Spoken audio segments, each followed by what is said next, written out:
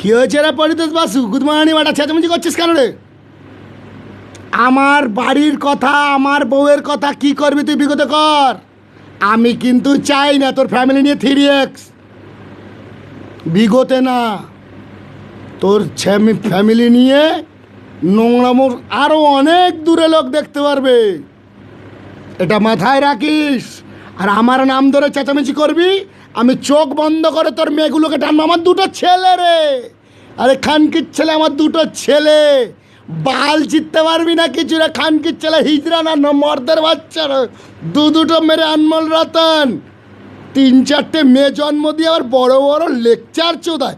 আমি পরিতোষ বালছেরা কার্তিক, আবার বিয়ে করছি বাচ্চার জন্য, আবার মেয়ে হবে তোর।